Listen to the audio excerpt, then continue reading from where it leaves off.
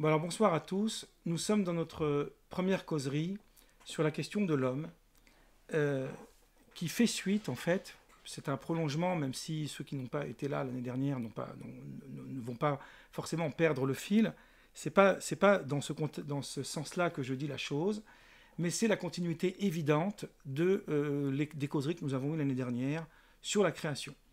Après avoir abordé longuement le processus de la création, le projet divin, le rapport justement à la créature, à la création d'une façon large, il va dans un sens logique et dans une continuité tout à fait cohérente être important d'aborder la question de l'homme. Alors cette question de l'homme est une question complexe qui nécessite un travail de longue haleine sur l'année. Je vais essayer aujourd'hui de vous présenter la thématique. Alors bien sûr, je vous ai envoyé par mail un texte.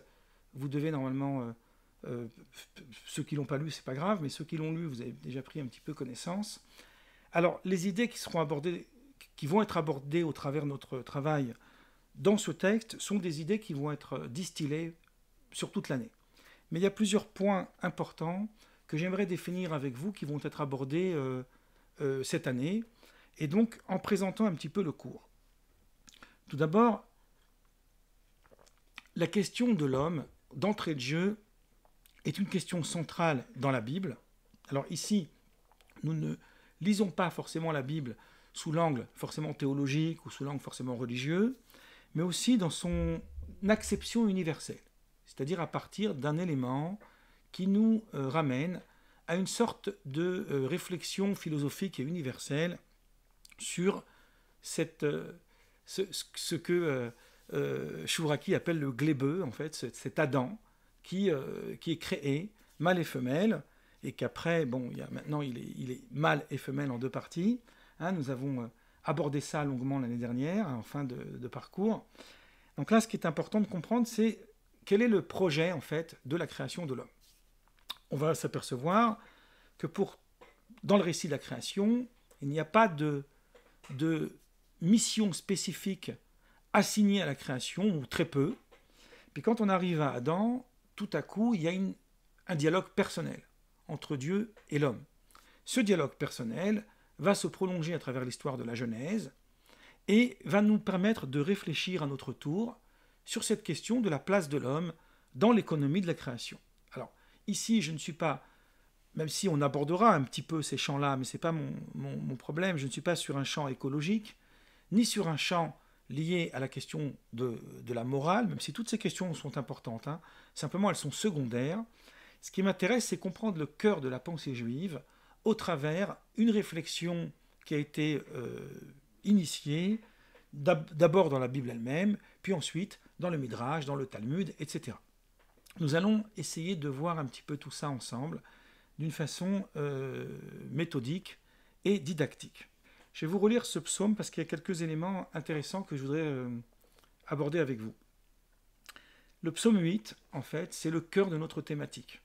Le cœur de notre thématique parce que, bon, le psaume, c'est a priori de la liturgie, c'est de la poésie, c'est de la prière, c'est une sorte de vision subjective du monde.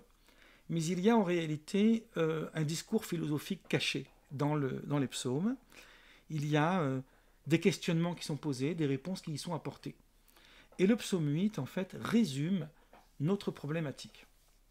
Le psaume 8 nous dit « Quand je contemple les cieux, ouvrage de tes mains, la lune et les étoiles que tu as créées, qu'est-ce que l'homme pour que tu te souviennes de lui, et le Fils de l'homme pour que tu prennes garde à lui ?» Je vais m'arrêter là pour l'instant, et je vais commenter cette partie-là. Tout d'abord, ce que j'aimerais dire, mais ça on va l'aborder dans les séances suivantes, c'est que c'est très important de savoir que ce psaume est central dans la liturgie de Kippour juive. C'est très important de savoir ça, parce qu'elle pose réellement la question de l'homme. Dans la première partie du psaume, on nous décrit en fait un humain avec des difficultés, des travers, des défauts. En fait, on nous décrit un problème.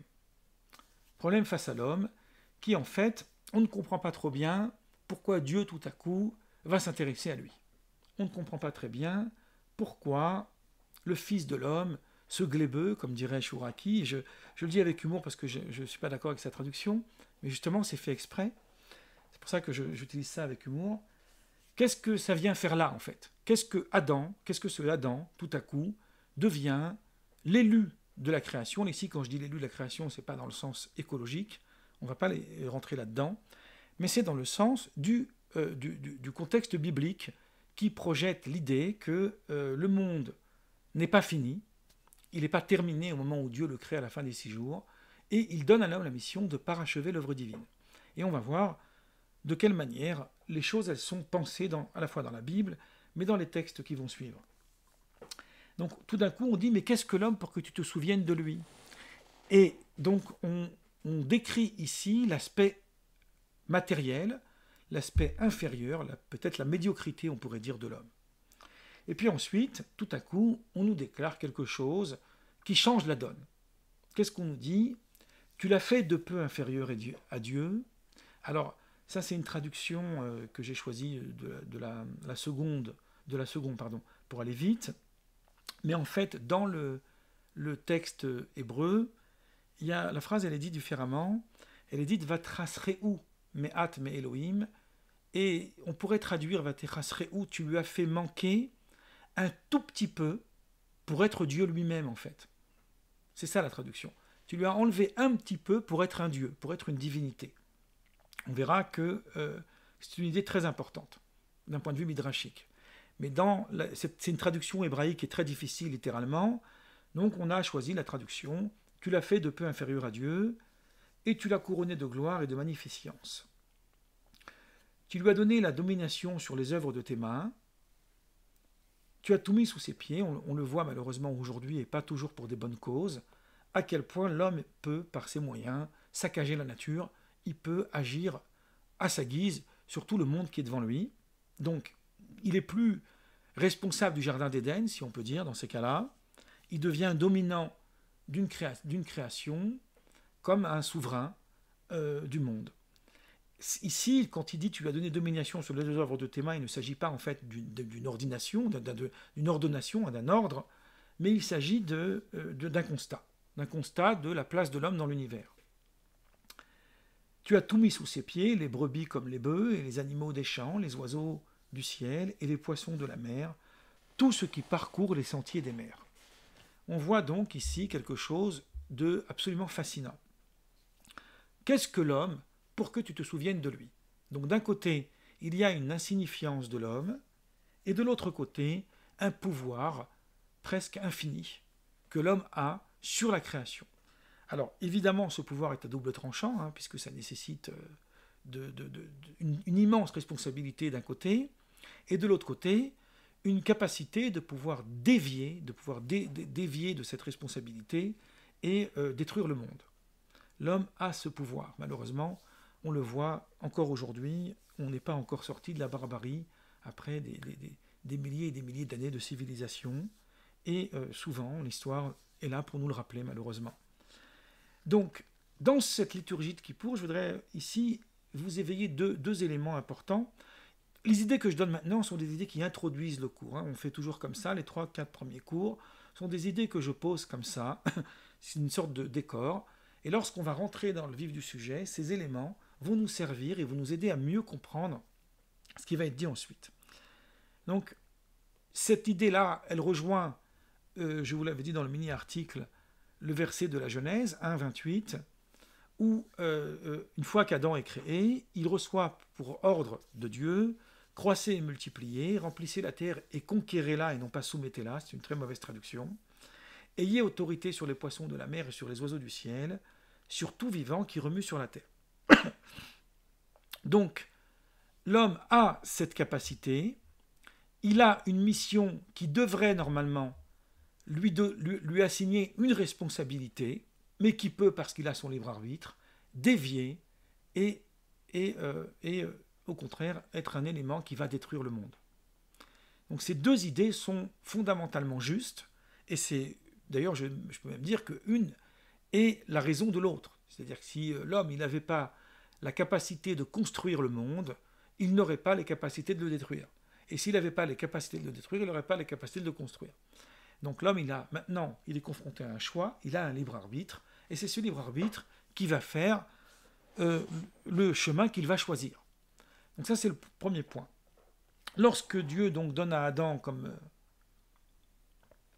ordre de conquérir la terre, en réalité, il cherche à faire de l'homme, d'Adam donc, l'éco-responsable, c'est un terme moderne, cher à certains, de la création avec Dieu, puisque c'est une idée qu'on retrouve dans le Talmud, mais qui se déduit en réalité même de la Bible elle-même. L'homme est un shutaf, c'est-à-dire un associé de Dieu. Il y a une association parfaite entre Dieu et l'homme. Le but de Dieu, c'est de construire un monde inachevé, et le but de l'homme, c'est d'aller achever ce monde créé par Dieu. Alors, ici, ce n'est pas une question de croyance, c'est une question d'idée, de comprendre la place de l'homme dans le monde d'un point de vue biblique. Dans le Talmud, il y a un aphorisme amusant que je vais vous lire, qui rejoint ces deux idées avec un petit peu d'humour. Le Talmud, dans le traité Sanhédrin, alors 38a, feuillet A, le Talmud nous pose la question, pourquoi l'homme a-t-il été créé en dernier?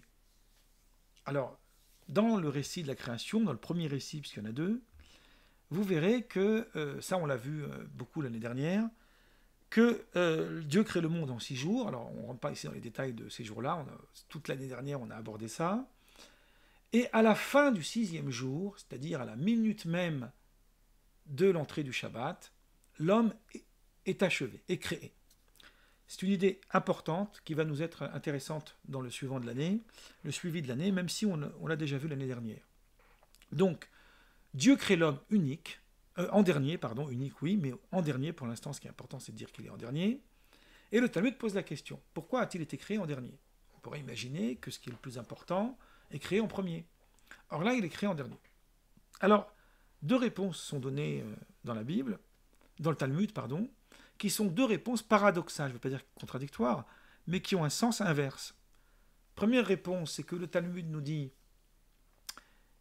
l'homme a été créé en dernier afin qu'il trouve son repas près dès sa venue au monde. Premier élément. Et deuxième élément, l'homme a été créé en dernier afin que s'il s'enorgueillit, on lui dise « Même le moustique t'a précédé dans l'ordre de la création ». Je vous avais dit que c'était un petit peu humoristique. Alors, donc là, le Talmud d'entrée de jeu sépare le psaume 8. Il ne le cite pas, mais c'est une image, ce que je suis en train de dire, par ces deux éléments. D'un côté, l'homme a une supériorité sur la création parce qu'il a une responsabilité. Donc s'il use de son libre arbitre pour agir en fonction de cette responsabilité et de bâtir la planète, de bâtir le monde, alors dans ce cas, évidemment, on pourra dire qu'il a été créé en dernier parce que le monde a été créé pour lui. Et c'est ce que dira juste après le Talmud, dans la même page, l'homme a l'obligation de dire, c'est une phrase extrêmement profonde, c'est pour moi que le monde il a été créé. Alors c'est pas du narcissisme, c'est au contraire la mise en exergue de l'immensité de sa responsabilité, de la responsabilité de l'homme.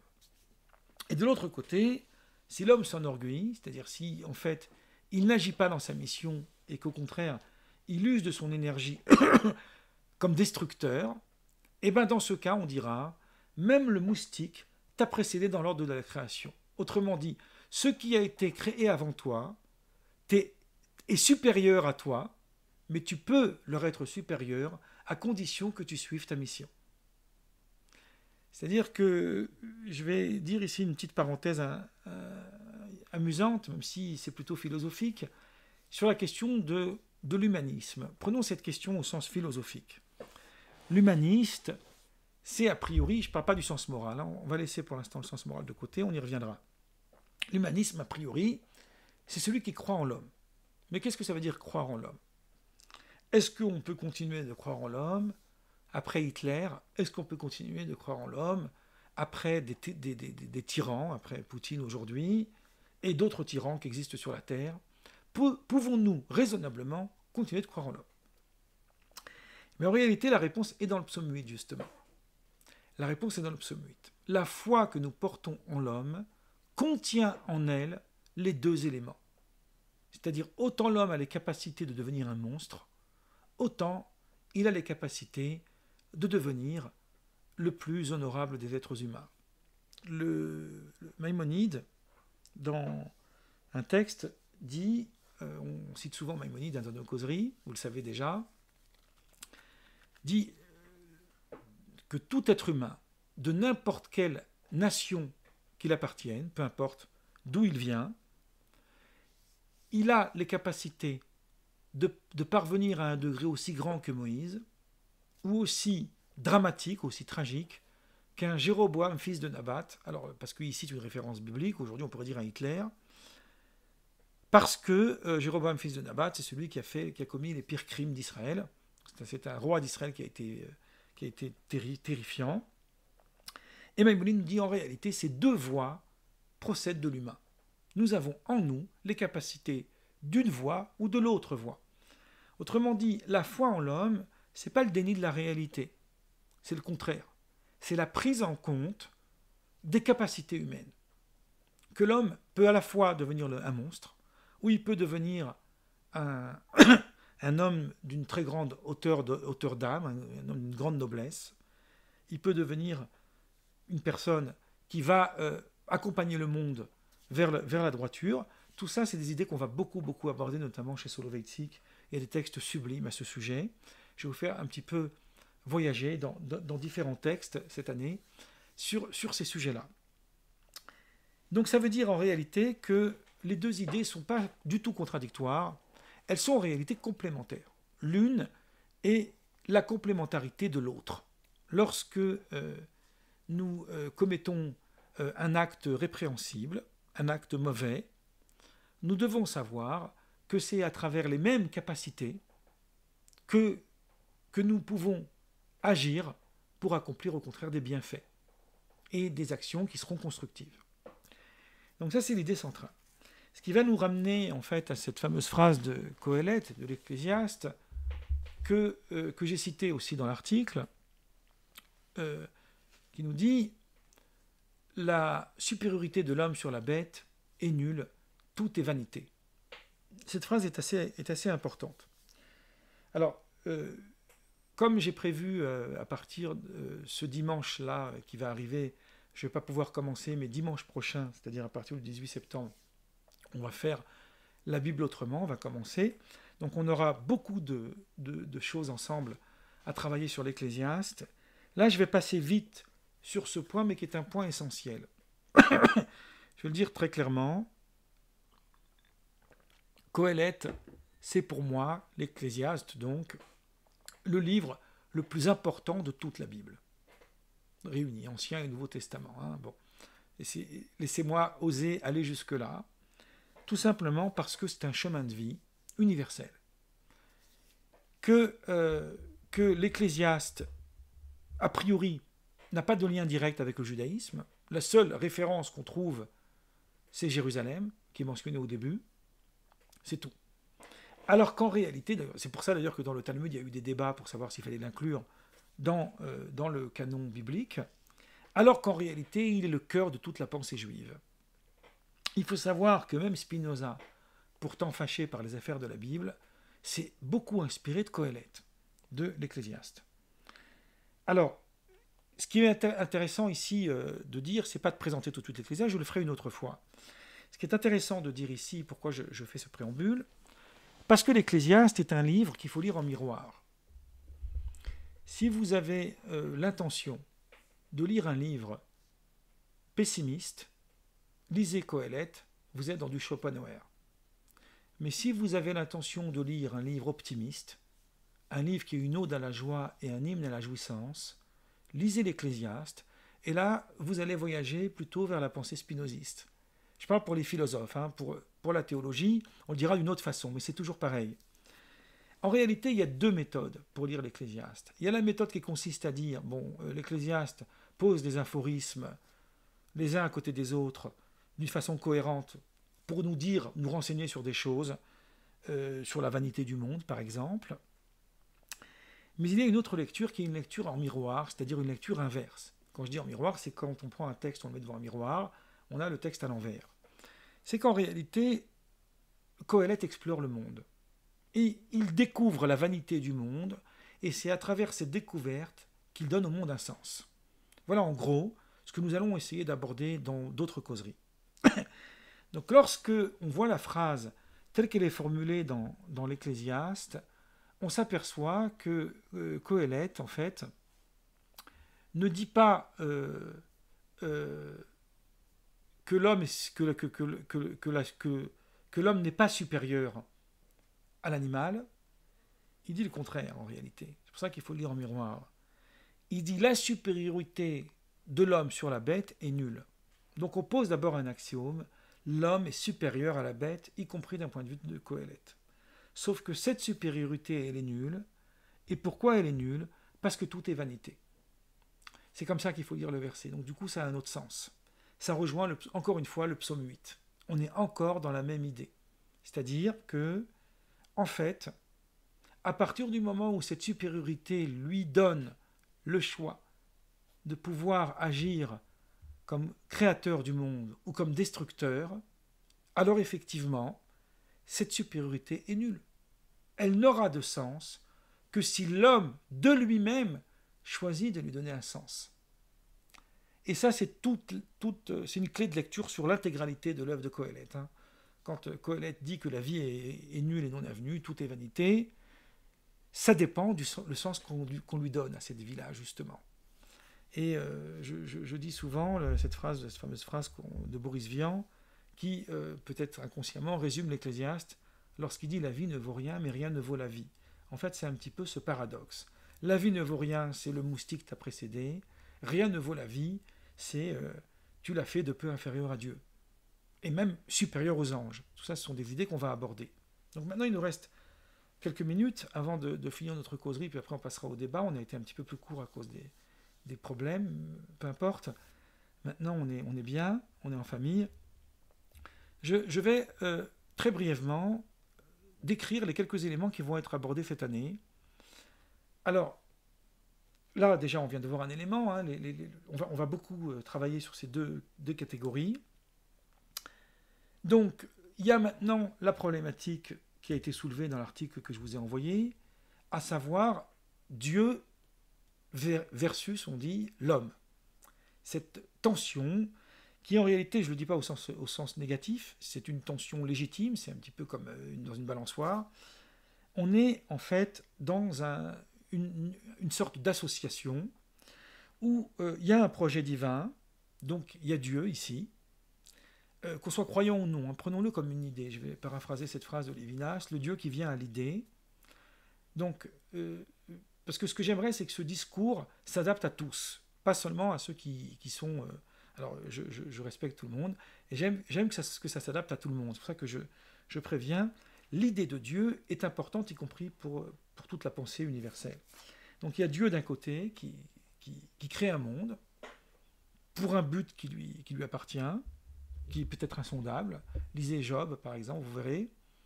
Et puis de l'autre côté, vous avez l'homme. Vous avez l'homme qui a une mission. Peut-être même une mission qu'il n'a pas choisie. Même si après, il a le libre arbitre de l'accomplir ou pas. Et donc la question est, pourquoi le monde vaut-il? En quoi le monde a-t-il un sens? Alors ici, je ne parle pas d'un sens eschatologique. C'est un autre sujet qu'on abordera peut-être, mais ce n'est pas le sujet de cette année. Je parle d'un sens au niveau de l'humain, c'est-à-dire à notre échelle. Est-ce que le but de l'homme, c'est de servir le plan de Dieu, et uniquement ça?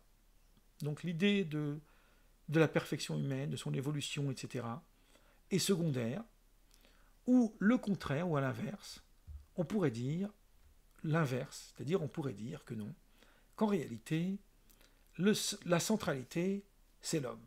C'est l'idée d'un Dieu qui se retire. Alors, moi, je vous avais cité la dernière fois le débat entre Lebovitch et Soloveitchik. C'est un débat qu'on va aborder beaucoup cette année. Mais comme là, il ne nous reste pas beaucoup de temps, je vais laisser en suspens parce que j'avais quelques éléments d'introduction à dire, et ce n'est pas très grave si on fait 2 introductions. Mais je vais parler d'un autre élément, deux éléments pardon, qui sont très importants dans notre thématique. Comme ça, vous avez une vue d'ensemble. On va beaucoup parler aussi de la question du mal. Alors la question du mal, on ne va pas l'aborder d'un point de vue de la souffrance, ce qu'on appelle le mal subi, mais d'un point de vue du mal, c'est-à-dire du mal en l'homme. Cette idée est très importante dans la causerie que nous allons avoir. Alors, je ne vous dis rien pour le moment. Laissez-vous porter par ce qui va être dit, puis ensuite on débattra évidemment. L'idée c'est de faire des causeries.